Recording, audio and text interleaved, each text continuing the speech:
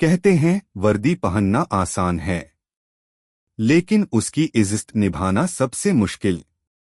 कुछ लोग उस वर्दी को जिम्मेदारी समझते हैं, तो कुछ लोग उसे अपनी ताकत का हथियार बना लेते हैं। आज की कहानी ऐसी ही है, एक इंस्पेक्टर और एक ईमानदार आईपीएस मैडम की, जिन्होंने पूरे सिस्टम को दिखा दिया कि असली पुलिस कौन होती है। एक छोटे से शहर में एक थाना था, जहां इंस्पेक्टर दत्त शर्मा का राज चलता था। थाने में उसकी बात को कोई काट नहीं सकता था। घमंडी, रिश्वती, औरतों से बदतमीजी करने वाला, लेकिन अफसरों के सामने सीधा बनकर खड़ा रहने वाला इंसान। थाने के बाकी स्टाफ उससे डरते थे, क्योंकि उसे ऊपर तक के लोगों का सहारा था। एक दिन सुबह सुबह एक गरीब औरत थाने में आई। आंखों में डर था और कपड़ों में गरीबी। वो बोली, साहब, मेरा बेटा बेगुनाह है, उसे झूठे केस में फंसा लिया गया है, मुझे इंसाफ चाहिए।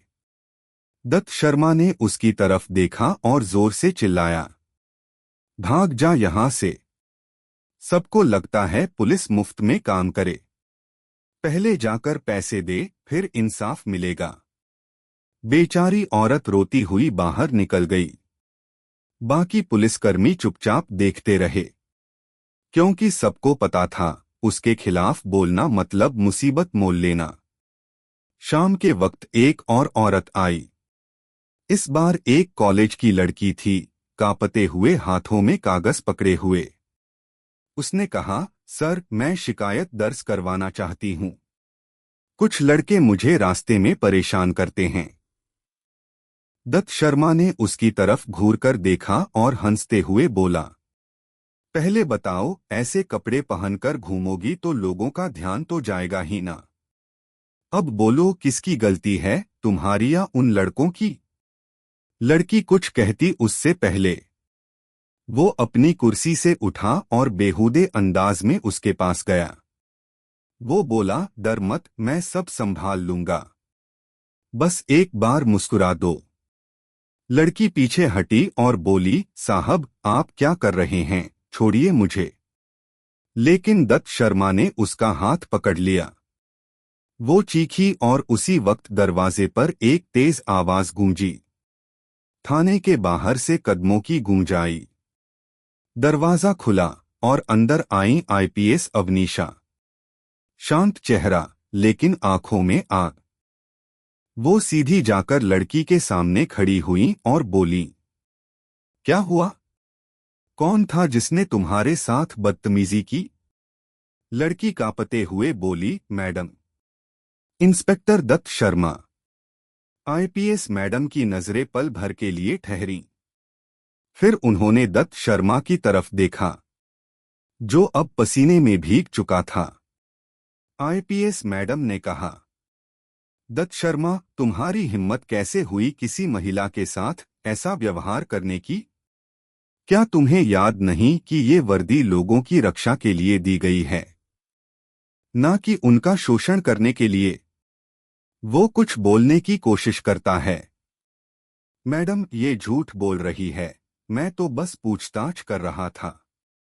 आईपीएस मैडम ने हाथ उठाकर कहा, बस करो, सीसीटीवी कैमरा सब कुछ दिखा चुका है।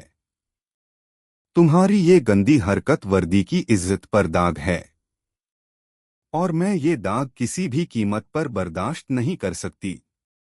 थाने में सन्नाटा छा गया। हर कोई नीचे नजरें झुकाए खड़ा था। आईपीएस मैडम ने अपनी जेब से एक फाइल निकाली और ठंडी आवाज में बोली, inspector Dutt Sharma, you are suspended with immediate effect. वर्दी उतारो और अभी के अभी स्टेशन छोड़ दो।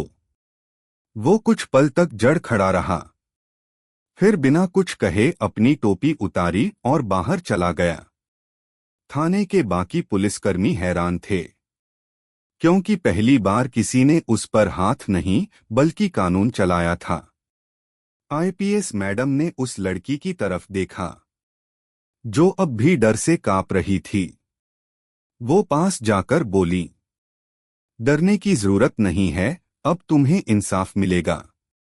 और अगर कोई भी तुम्हारे साथ फिर ऐसी हरकत करेगा तो याद रखना कानून तुम्हारे साथ है। लड़की की आंखों से आंसू निकल आए। उसने धीरे से कहा, धन्यवाद मैडम। आईपीएस मैडम ने मुस्कुराकर कहा, वर्दी की ताकत डराने में नहीं, भरोसा दिलाने में है। और जब तक मैं इस कुर्सी पर हूं, किसी की हिम्मत नहीं कि किसी बेगुनाह पर हाथ उठाए।